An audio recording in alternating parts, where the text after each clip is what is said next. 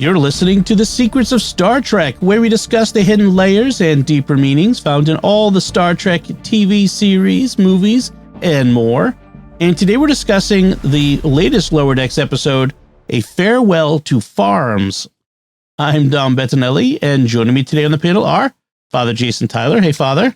Hello. And Jimmy Akin. Hey, Jimmy. Howdy, Dom. Folks, be sure to stick around. We have more of your great listener feedback, including some feedback on an older episode that's really interesting. Be sure to get your very own Secrets of Star Trek t-shirt, like I'm wearing here on the video, by visiting sqpn.com/merch. And I want to tell you about another show on the StarQuest Network I bet you'll enjoy, called The Secrets of Technology, which you can find wherever fine podcasts are found, or at sqpn.com/technology. So before we get to today's show, we do have some sad news for Star Trek fans that we want to pass along. Tony Todd has passed away at the age of, I think he was 69. I saw the news. For folks who aren't aware, Tony Todd played several roles in Star Trek, including as an older Jake Sisko in that Deep Space Nine episode where Captain Sisko sees his future son through a time travel thingy. And then, but he also played Worf's brother, Kern. Thank you. I almost said Moog. The House of Moog. Kern. Thank you. And I think he was, there might have been one or two other roles as well that he did. But he passed away over the weekend. And also he was, I keep seeing in the news, he was most famous in the non-Trek sense for a horror movie role called Candyman, which I never saw. I'm not a horror movie fan. But he had that distinctive Tony Todd voice. And whenever he was on, I always enjoyed seeing and hearing him. So rest in peace, Tony Todd. I was not as much of a fan of the Kern episodes that we got, but obviously his passing's a sad thing. And as I said on Twitter, Kaplastovo Kordak. Which means victory in Stovacor. Victory in Stovacor. Right. How many times did your phone autocorrect you and you had to undo that before you could send it out? I wasn't on my phone. Oh, okay. That'd be funny if the phones knew Klingon and didn't autocorrect it. That would be good. He also, they don't even know English and know how to not autocorrect it. That's a good point. I was gonna say he also played a Hirogen in Voyager, which is interesting. Rest in peace, Tony Todd. And so let's move on to talk about, which is appropriately a Klingon episode, a Klingon focused episode.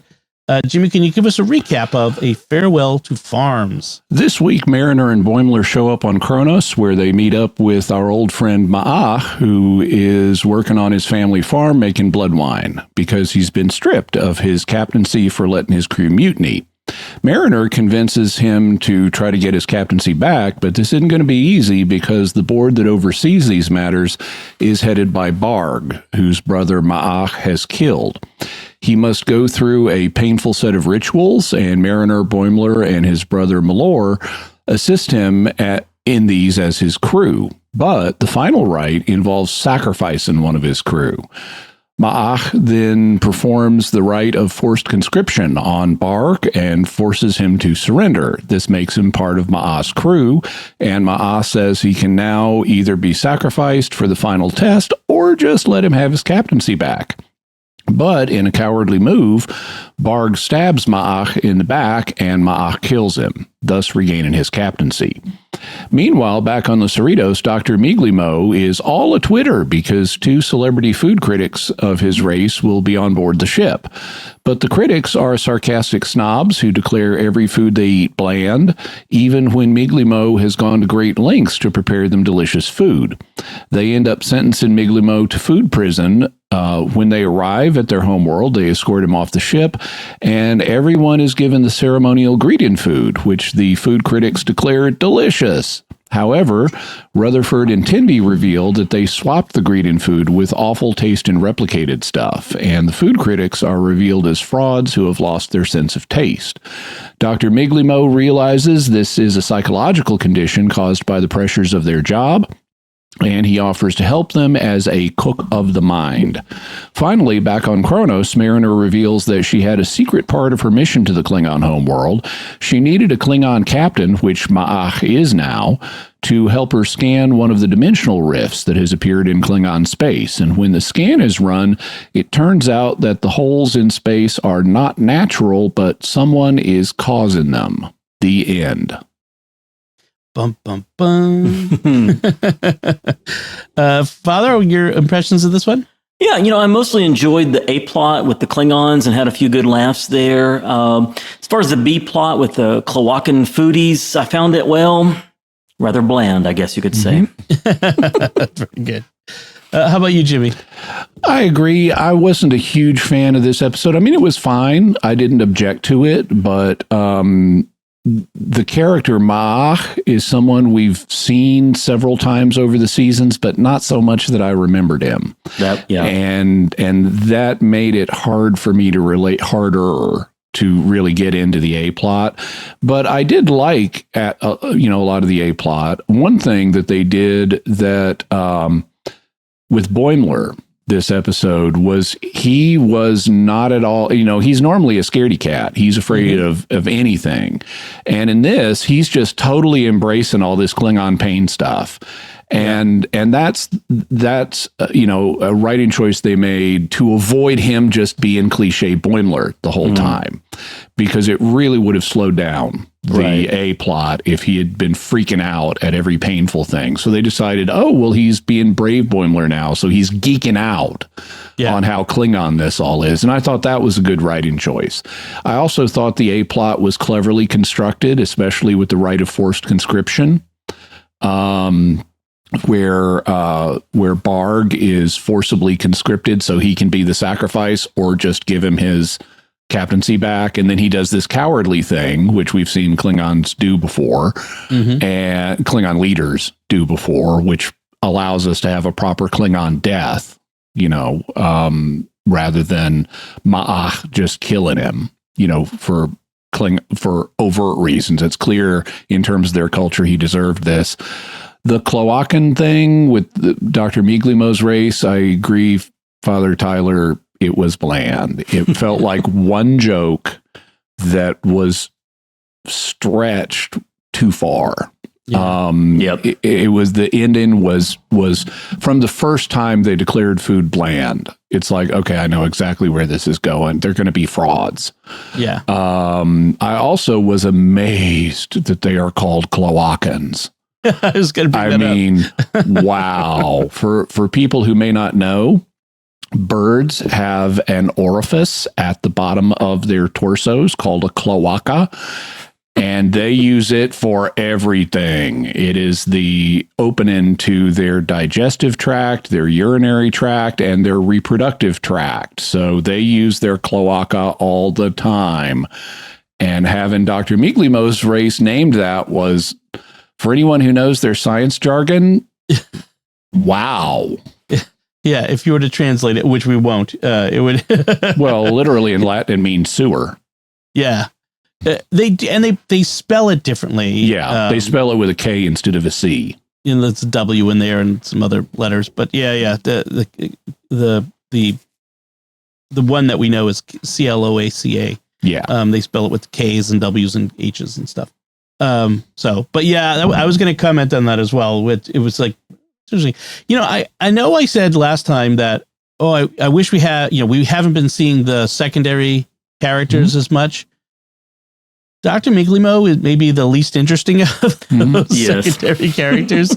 Like, if you're going to choose one, that's not my favorite. I mean, I'm glad they added something to his race to make them, to give them something interesting. They're all about food. And that's kind of funny. Like a race that discovered warp drive so that they could find more different kinds of food in the galaxy. Strange meals. That was nice, and it just fits with what they've established with Dr. Miglimo, who historically has always been making food references. Right. So that was nice, and yeah, he's the only of the upper deckers. It's just him and Captain Freeman in this episode. Nobody else appears. Yeah, that's right. That's true. Not even Ransom, which is interesting. Yeah. Yeah, and I like the fact that we have a Klingon-focused episode, even to the point of the opening and everything was all Klingon-focused. Mm-hmm. I feel like Klingons they're so bombastically like all over the top with everything that makes them ripe for parody. Like there's so many things that you could do to do funny parodies, even to the point of, I think they call out the fact that Klingons have a ritual for everything, like how often in TNG and DS9, we had Klingon ritual and Voyager even Klingon rituals for this, that, and the other thing. So it was kind of fun. The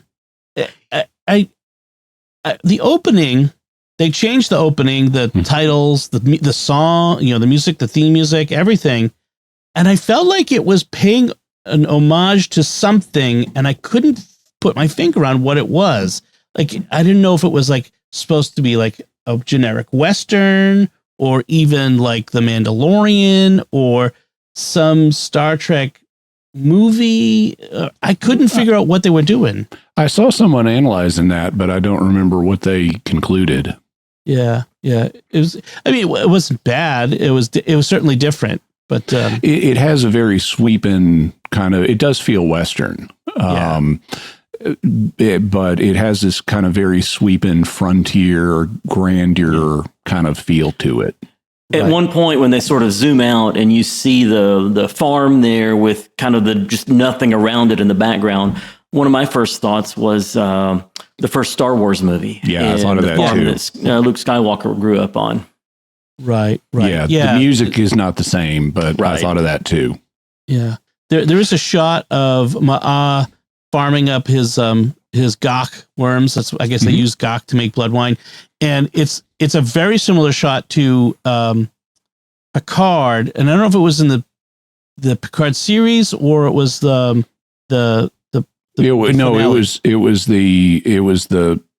Picard 3-season series. They've got Ma'a walking through. I thought they were going to do more with Boimler because they've done the same thing with him, where his family raises raisins instead of ordinary grapes. And here they're doing the same thing, but you've got these rows of what would be grapevines on Earth, but here they're planting gach in the ground. Right. It's just it's kind of funny. Like apparently, starship captains are very big in like their families are often making wine. So whether it's Picard wine or blood wine or whatever. I thought that was a funny connection. I like though at the beginning, there's kind of our opening shot is of Ma'a in his in this pen. Yeah. And he's in conflict and with something or someone, and he's given it Klingon verbal abuse and refers to it as a dishonorable pig. And you turn around and it's a Targ. So it is a dishonorable pig. Right. And then he starts getting calls on his cell phone, and his brother Malor asks, "Who's that?" And we can see it's got a Starfleet logo on the call, but he's not answering the call, and he like throws away his phone. And when his brother asks, "Who's that?" he says, "No one, Ferengi scammer." And it's like, okay, yes, in the Star Trek universe, the Ferengi would be phone scammers. Right. Instead of Nigerian princes, it would be... that was the exact analogy I thought of, too, is, we get emails from Nigerian princes, they get calls from Ferengi scammers. Yeah. One thing I thought about, too, with this, I think, is the first time we've really seen any glimpse of sort of regular Klingon life, a farm, a nightclub, this sort of thing. Yeah. I mean, Deep Space Nine gave us a couple of peeks into Ferenginar, and even TNG took us to Romulus once, when the Unification two-parter, and you got to see something, other than just these characters on their ships and whatnot. And with the Klingons, as much exposure as they've had, anytime we've seen Kronos, it's been like the High Council chamber or something involving a conflict or whatever, rather than sort of the daily life that we're seeing here. We've had some verbal descriptions of daily life, particularly from Martok. And someone was pointing out this episode consciously recapitulates Martok's journey. Because Martok was telling us about his targ, and he was telling us about starting out on a shuttle, and then he rose, and that's all happening to Ma'ah in this. Except they note like this thing that happens in the nightclub. Boimler's freaking out because this is where it happened to Martok, and it's like no, that happened in his province. This is the one in this province. It's a chain. It's a chain. but they're still doing Martok's journey in essence. So by the way, go ahead. Are we going to see Ma'ah become Chancellor on the final episode of Lower Decks? I'm guessing they won't take it that far, but that would be interesting. Yeah. By the way, one of my favorite references to something being a chain is in the Mystery Science Theater 3000 episode, Attack of the Giant Leeches. They watched the 1950s B movie Attack of the Giant Leeches, and then they talk about it, and they're speculating on the intelligence level of the giant leeches, and they speculate that the giant leeches, would like think of Chili's as their favorite restaurant, but not realize it's a chain. I'm going to guess there were lawyer or politician jokes galore in that episode. By the way, one thing, talking about ordinary Klingons, so that's what Malor, Ma'ah's brother, is. He's just an ordinary Klingon. He's a farmer. He's not super into all of this honor and death stuff. He is still a Klingon, though, and I particularly was struck by how they brought out both aspects of his character. He's just an ordinary guy, and he's kind of sarcastic, but he's still a Klingon. When they're in the nightclub, they're reminiscing about some event that happened in the past, and Malor says the whole family was shamed. It was hilarious. And that kind of tells you he doesn't take this honor stuff too seriously if he finds it hilarious that his family was shamed. Right. I mean, there's that vast variety of this human nature. There's probably a vast variety of Klingon nature. Like Klingons who just think the whole honor shame thing is silly. Speaking of like seeing other parts of Klingon life, Jimmy, you may not know, but there was a show called Discovery. I've heard of that. Yeah. And you probably wouldn't like it. But there was a couple episodes that took place on Kronos. And I do remember like there was a marketplace and that sort of thing. But I do recall in the past, and I don't know whether it was in a novel or in a aired episode, how there was sort of this disdain for Klingons who weren't warriors. Like, you're just a scientist, or you're just like I can imagine a farmer would be looked down upon because the warrior culture idea is so elevated, among Klingons. So it is good to see more from these cultures and to kind of delve into beyond that surface level. After so long having Klingons for this long, it only just now being able to see these sorts of things. I think it's overdue to see it even in the comedy aspect. We've had some like Klingon scientists before, but they haven't played major parts. Yeah. I'm sorry, including just last season in Prodigy. They had that Klingon scientist. Yeah. But in any case, Mariner and Boimler show up on Kronos, and Mariners get that usual devil may care attitude, like almost like you're verbally abusing me, and I don't care. You're my old pal. Hey, what's up? She's got this relentlessly positive attitude toward Ma'ah. And she's forcing herself into the situation. He kind of wants her to go away, in part because she interrupts a potential romantic encounter for him. Yes. But she's got to make up an excuse to get herself inserted into the situation. And so she says that she makes up this thing from Earth called the Edict of Return Favors. It's like, you did a favor for me, so now I am obliged to do a favor for you, or I'll be fed to a bear. She gets Boimler to confirm this. Yes. What did she say about the romantic interest who stomps away? Well, specifically, she said, yes. "Wow, what crawled up her boob window?" I love that they call out the Klingon female uniform thing where they have this very obvious cutout to show cleavage. And I love that they call that out because it is so obvious when they have the sisters and that is the term used for that bit of clothing in fandom. Right.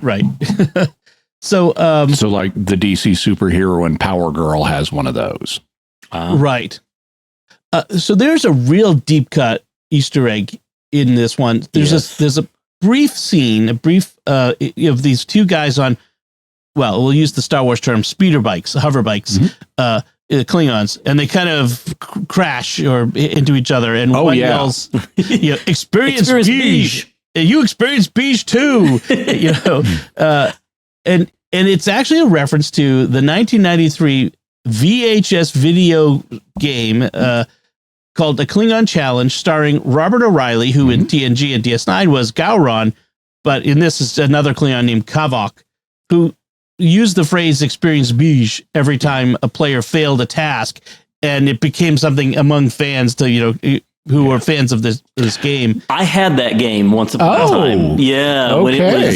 When it was new and it was out and everything. And I remember playing it with my siblings a few times. And you put the tape into the VCR and press play, and then you'd play along in the board game. And occasionally, Captain Kobach would come up on the screen and interrupt everything, and everything would freeze, and he'd have instructions at that point. Like whoever had the dice at that point would have to do something. Usually it was something negative, but occasionally he would come out and he'd try to do something negative, and there'd be a computer malfunction, and it would be something positive for you instead. Okay. But his recurring phrase was experience beige, and that was experience punishment. So when I saw that scene in this episode, I thought, wow, this is my favorite Easter egg ever, because it's touching on something that is, wasn't even in an episode. It's basically they just canonized something of this board game, if you will, right? Brought it into canon.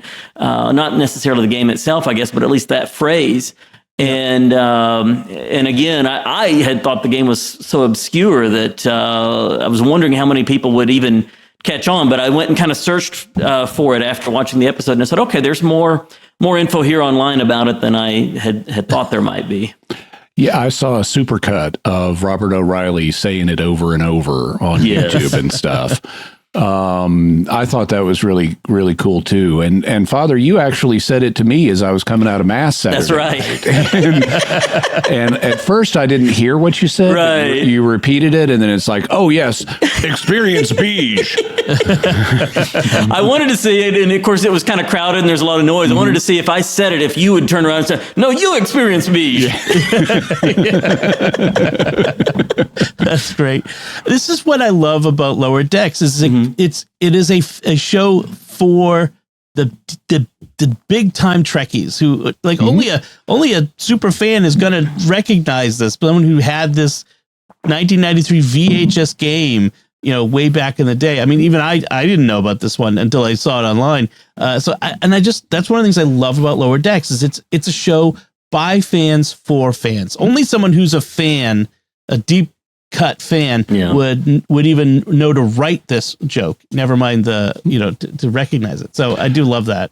By the way, speaking in terms of Star Trek and Mass, I actually do use the Vulcan salute at the sign of peace at Mass. I thought I saw that on All Saints Day when I looked over your direction. Yeah, and it I could do the peace sign, to signify peace, but why not just make a bigger one and go all the way? And this week, when I turned around and I was giving the Vulcan salute to all the people behind me, I noticed one guy behind me giving it back.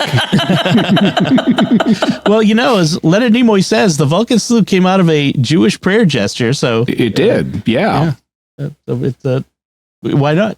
That's awesome. I usually do the ASL for "I love you." Oh, I love you. Yeah, especially when they're serving at the altar. I like up at them, just making sure the pastor doesn't think I'm saying I love you to him. Our pastor is a great guy. We had him over for dinner. He's a Marine chaplain, so he's and former Marine officer. So kind of very masculine guy. So I don't want to think he may have had some people experience beige. Yes. Oh, yes. So as we mentioned, Boimler's in the Klingon phase, as Mariner says. He's like really into Klingon culture and stuff, and it's one of the reasons I guess why he came along on this mission. And it's kind of like you said, Jimmy. It's fun to see Boimler, growing the beard, but you see it coming a little more, but also being different. I mean, we mentioned this last time. Boimler is being different from his character has evolved. And I'm enjoying seeing him. He's still funny and he still has foibles, but it's not the same foibles. So that's been pleasant to see. It kind of the peak of it is when they announce the final ritual is you've got to sacrifice one of your crew. Boimler is like, I'll do it. and Mariner has to talk him down. It's like, no, you will not. I did find it interesting. I just had two thoughts collide and now they've slipped away. I know what it was. They're sacrificing a crew member and they use the word sacrifice, but the Klingons killed their gods. So to whom are they sacrificing him? Yeah. You got to sacrifice to somebody. That's a good point. Although sometimes I feel like Kalis is a kind of demigod to them. They kind of, because Stovokor exists, right? They believe in Stovokor, so somebody's there.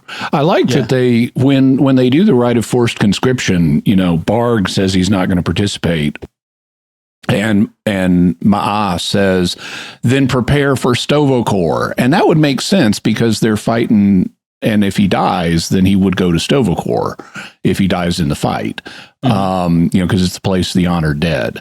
But then when Barg stabs him in the back and he turns around and kills him, that was dishonorable. And so he says his ashes are going to pave the ground of Grethor, which is the place of the dishonored dead. Mm-hmm. Yes, it was. I was a little surprised to see them do like that on-screen death of Barg in animation. I mean, I shouldn't be. I mean, this is animation, but it's not a kid's show. So maybe, with all the other stuff, including the bleeped out curse words, I suppose it shouldn't be surprising. But yeah. They face three tests: the test of endurance, strength, and sacrifice. Ma'a has to have conveniently three companions. And so he has to enlist his brother. I like what they do. So the first one, which they call something like the Rite of Eternal Pain. Unending Pain. Unending Pain or something like that. It's essentially the Rite of Ascension that we saw from Worf in Next Gen. Right. Where you walk down between these two lines of Klingon warriors who have pain sticks, which are basically cattle prods, and they shock you as you walk down.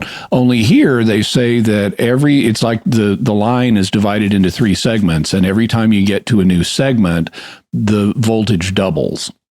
And they get to a point where the pain sticks have been set on maximum, which is more than a human can handle, and it will kill a human. And Boimler figures out a solution. He says, everybody grab Malor, and when they shock us, the charge will be distributed evenly through all of our bodies. Yes. And it's like, that actually would work. Yep. And so it would effectively, if you've got 4 people being shocked instead of just one, it will distribute the voltage among all 4 people and bring it down to a survivable level. I thought that was really nice. That was, somebody knew something about electricity when they were writing that. That was good.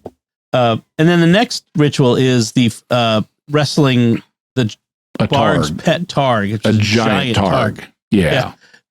In a ring. Yeah. And at first it looks impossible, but then Malor manages to do it because he's a Targ wrangler. He's a farmer. Yep. And he gets it on its back and has it trussed up, hog-tied, literally. Yep. And then Barg tries to change the conditions and like wants its nails clipped and stuff like its tail brushed or something like that. It's like, get your own Targ groomer. And at the end of the episode, the Targ is living on the farm with Miller because Barg is dead, and feeding it Gok worms. And then we have to have okay, now you have to choose a member of your team to sacrifice, as you mentioned. There's a little bit of a write-in hitch there, where so Barg is the head of this 3-person commission that oversees whether people get their captaincies back. Right. And we've seen the other 2 members of the commission giving him pushback. And they have a proposal to avoid the sacrifice of a crew member. And they're talking about it, and all of a sudden Barg is out of the room, and all of a sudden the other 2 members of the council step forward and say, all you need is a 2/3 vote. And the implication is that's what they're going to do. The other 2 members have seen enough of Barg's shenanigans, and they're going to cast their vote in favor of Ma'a getting his captaincy back without this final ritual, and then they go in another direction. Yeah. So I thought it was a great solution. You just need the other 2 members to agree. And they went in a more interesting direction, but they should have smoothed out that write-in somehow. Right. That is, it was confusing because I'm like, didn't they just come up with a solution and now they've gone so I figured I must have misunderstood, or it was 2/3 to let them do this rite of the ritual of conscription, forced conscription. But they did, that wasn't the proposed solution. What they could have done, they could have kept this and indicated the other 2 members are on your side now. But they could have had it be as simple as Boimler, or since he's the Klingon ritual geek, saying, actually, I thank you, but actually I've got another idea. And then you cut to the rite of forced conscription. Right. And so, we end up, the solution is to kill Barg, but do it in a way that is honorable, because it's dishonorable. They give it on the write-in level, that's the solution. Level, on the plot level, he doesn't have to die. He makes choices that lead to his death. Right. And at one point, Ma'a is saying, I don't want to have my captaincy back because then I'd have to serve under Barg. Because there are apparently different fleets and houses, or like that's one of those Klingon organizational things that like they don't have just one Klingon navy, but by killing Barg, it solves that as well. And that's similar here. I mean, we'll have the 7th Fleet or the 6th Fleet or whatever. Yeah, it's true. That's true. That's a related thing. One thing that came up, I forgot to mention this earlier, is the Klingon, the Klingon woman who has romantic interest in Ma'a is voiced by Mary Chifo, who played the Klingon. She becomes the Chancellor in Discovery, the Klingon Chancellor of L'Rell. So it's kind of funny. They have her. Yeah. So they have her coming back doing a different Klingon, obviously. I like this one better. This one looks Klingon. Exactly. Yeah, exactly. Let's talk about Dr. Miglimo. He's mentioned he's all excited because his world's greatest academics are coming aboard, and it turns out they're food critics because food is central to their culture. He says as mentioned before, his people invented warp travel to find new foods. And so he serves them this. Well, first they come aboard and they're very insulting. Oh, there's a great moment here where Captain Freeman is talking to them and they're nothing but insulting. And Freeman realizes she's in a delicate position where they're going to take anything she says and make it, twist it badly. And she says, Dr. Miglimo, I think you should take over before I say something undiplomatic. And there is a double entendre there. that is so wonderful, because on the one hand, anything she says is going to be taken as undiplomatic, if she addresses them directly. And on the other hand, she's even though this isn't in her tone is sincere. Yes. But underneath that, there is, I really want to say something undiplomatic here, and you better stop me, Dr. Miglimo. Exactly. So he ends up, he serves them a couple dishes of Mordanian beef loin and mac and cheese. Mm-hmm. With a breadcrumb top. With bread, yes. I mean, that is actually a pretty good dish. And they spit it out, and it's revealed that it was replicated, which, at first you're like, well, sure, if food is that important, I could see where replicated food would not be good enough. It has to be, prepared the old-fashioned way.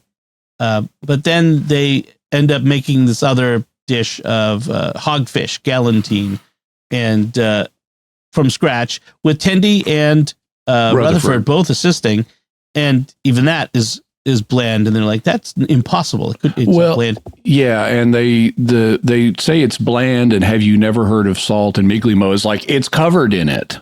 Yeah. Yeah. So that's a sign. That's an extra sign these guys are fakes. Mm-hmm. I do like some of the theatrics they put on, like when they're in the bar, and they bring in the replicated food for them. So they, in addition to the two food critics, one of them's a man, one of them's a bird man, one of them is a bird woman. They also have these two Birdman security guards. They're like their bodyguards, since they're such famous food critics. And they're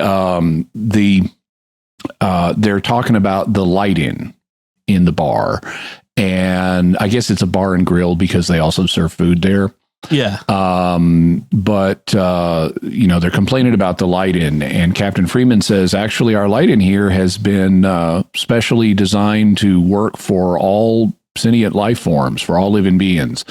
And one of the critics says, oh, then I must have died and gone to fluorescent hell. And after they're served the replicated food, the other critic, who's the bird woman, is like, guard, catch me as I faint dramatically. And she like flops over into his arms. And then later she's like, guards, storm me out of here. And he carries her out of the bar. Yeah, that's right. It's interesting. Oh, okay. I was just looking up the voices. Sam Witwer, Star Wars fans will recognize that, does the voice of both Legnog, one of the critics, and Malor, the Klingon brother. Sam Witwer voiced Darth Maul in various Star Wars animated series, so as well as some other characters. So it's kind of fun to see him there. I didn't recognize his voice. I did like the some of the cultural dramatics. They had the gold-plated silverware, and they threatened to put Miglimo into the Book of the Flavorless, and he's going to food prison, or flavor prison. So the only place on the planet where they don't allow butter. Yeah. I had a flavor prison. Is that related to Flavor Town, where Guy Fieri is the mayor? And they use a couple of religious terms, and they're talking about their food situation, right? They refer to something as blasphemy and something else as heresy, and I don't remember the specifics now of what they were talking about, but something about the food not being prepared right. It's not just poor taste, but it's blasphemy or heresy. Assuming TV writers know what those words mean. Well, that is true. They may not. But they just know they're kind of negative words out there somewhere, right? Negative religious words. Yeah. They've elevated they've shown that the Cloacans have elevated the food to a religion for them. And I think that's that idea. Their God is their stomach. Ooh, quotation from St. Paul. Very good. Very good. Yeah. They should have worked that in. That would be great. Yeah.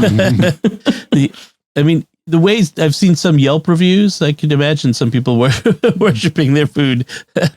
There is now towards the end of this cycle, so they've been revealed as frauds, and Dr. Miglimo offers to help them.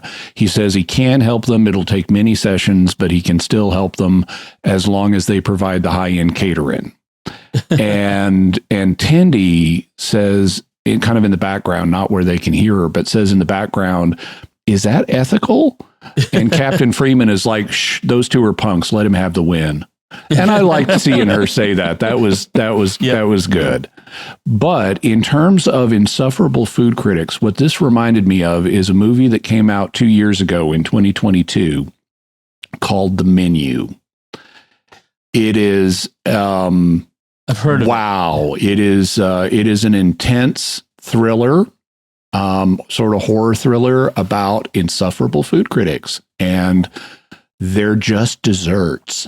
And so if you're interested in seeing a really intense, and I won't spoil the ending, but the ending of The Menu is just perfect. It is just pitch perfect. And very clever. And so if you're interested in a thriller that is surprisingly intense about food critics, check out The Menu.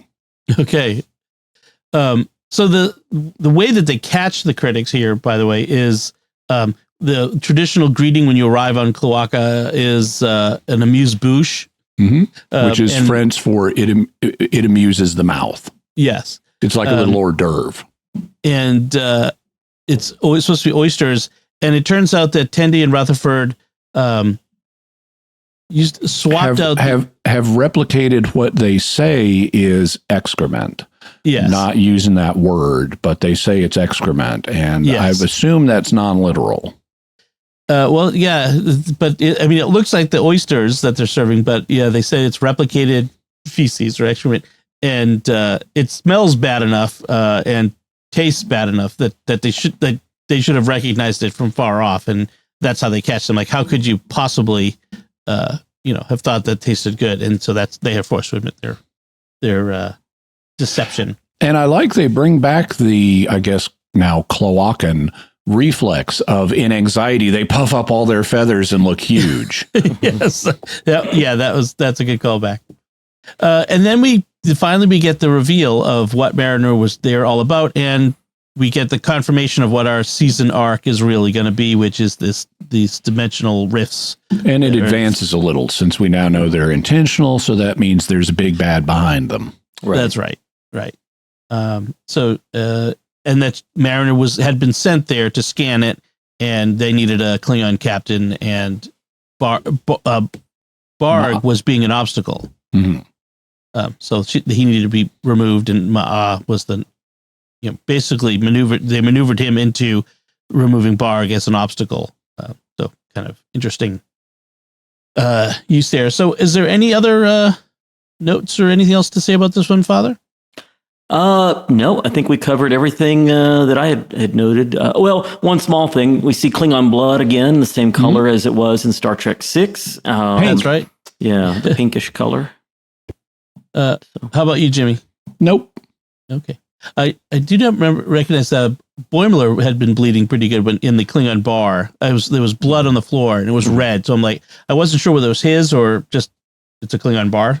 But given they showed the pinkish, purplish blood, it had to be his. All right, so I did say we had some feedback, so let's get to that. So way back in episode 264, we discussed Learning Curve, which is a Voyager episode. That's the one where Tuvok is training some underperforming Maquis crew members, and we had a discussion. You, Jimmy, Father Corey, and I discussed the whole thing about Tuvok telling one of the Maquis to remove a non-regulation Bajoran earring. Mm-hmm. And we had talked about Ro Laren having that earring. So Tim on YouTube writes, Ro was initially ordered by Riker to remove her earring, and when she accepts Picard's offer to remain aboard the Enterprise, she did so under the condition that she could wear her earring on duty. And this was sloppy writing on the part of the TNG writers. Worf had always worn his baldric, As far as I know, those are more Klingon indicators of rank in cultural, fashion, military trappings, rather than truly religious items as the Bajoran earrings are. The conversation with Ro and Picard, her making a formal complaint to her commanding officer about the behavior of her superior officer, Riker, for prejudicial behavior, should have been along the lines of, well, if Lieutenant Worf has latitude to wear his sash, I should have latitude to wear my earring. I think the reason, and then that's a complete thought, and then he adds, I think the reason Ro works so well as a character is because despite growing up in Texas, Michelle Forbes is of Mexican origin. She would no doubt have had numerous experiences growing up of people treating her one way, then finding out she was Mexicana and abruptly treating her differently. That experience of not quite belonging and being on edge about it was something she was able to channel into Ro and make her such a convincing character. She was definitely one of my favorites. I agree. Ro's a great character. When it comes to the earring, they could handle that relative to Worf's baldric any number of different ways. The problem is we don't know enough about either their regulations or the baldric. And we've got her coming in from a relatively unknown culture. So, for example, Riker might not know the full significance of the earring because they've been living in a prison camp. Starfleet up to now has had relations with the Cardassians, but they're just getting to know the Bajorans. So I agree. They there is a conceptual snag there. Why does he get the baldric and she doesn't get the earring initially? But they could cover that with a little bit of dialogue. Right. And as Tim points out, the baldric is apparently a uniform piece in Klingon culture, so it's military as opposed to but he's not religious. He's not in the Klingon forces, right? But I could see them making an allowance for, because it's military. That's the only thing I was thinking. But yeah, at the time we were like, oh, religious discrimination. Oh yeah, sure. If you're a British officer in the American military, you get to wear your, if you're a naturalized American citizen from the UK, you get to wear your British uniform as part of your American uniform. Well, it is Starfleet, which is very multicultural. Yeah. But yes, I see the problem. Then we had some feedback on our last episode on the best exotic nanite hotel. Seattle Kareem 964 on YouTube writes, "Did you miss the B plot was a redo of Apocalypse Now?" Yeah, I missed it. I had never seen Apocalypse Now, but now that you mention it, I can see the similarities, at least from what little I know. Right, and the B plot of Apocalypse Now's plot was basically a rewrite of Joseph Campbell's Heart of Darkness. So it's a classic. Campbell or Conrad. Joseph. Gosh, now you have me wondering. Maybe you can look it up. Do the next. Joseph Conrad. Joseph Conrad. Okay, that's what it is. But it's a classic trope of the military leader who goes insane in the wilderness. Only in this case, just didn't want to come back from his vacation. Yes, which is a classic Lower Decks twist. Then Donna Marchese 8841 on YouTube writes, "That's supposed to be Paramount Mountain in the skiing scene," which is a nice another nice little Easter egg. I suppose if you're going to have a mountain in Star Trek, it's going to be Paramount Mountain. And the Paramount Mountain does have really steep sides. Yes, it does. It's very distinctive. So that's our feedback. We appreciate everyone sending that in. Now we'd like to take a moment to thank our patrons who make it possible for us to create the Secrets of Star Trek, including Stephen H., Cheryl G., Corey N., Thomas S., and Christopher H. Their generous donations at sqpn.com/give make it possible for us to continue the Secrets of Star Trek and all the shows at StarQuest. And you can join them by visiting sqpn.com/give. So we'd love to know what you thought of A Farewell to Farms, this episode of Lower Decks, but which obviously is a reference to the Hemingway Farewell to Arms. You can let us know by commenting on the show at sqpn.com/trek, our Facebook page at facebook.com/StarQuestMedia, send an email to trek@sqpn.com, visit our Discord community at sqpn.com/Discord, where there's lots of accord. I wish we could rename it because it's really a nice place. And You can watch The Secrets of Star Trek on our YouTube channel at youtube.com/StarQuestMedia, where you should like, subscribe, and, of course, leave a comment. We'll be back next time when we'll be discussing the next new episode of Lower Decks. And until then, Father Jason Tyler, thank you for joining me and sharing The Secrets of Star Trek. Thanks, Tom. And Jimmy Akin, thank you as well. Thank you. May peace be with you. I mean, live long and prosper and experience beige. You experience beige. And once again, I'm Tom Bettinelli. Thank you for listening to The Secrets of Star Trek on StarQuest. And remember, shouldn't you be discovering new soups and stews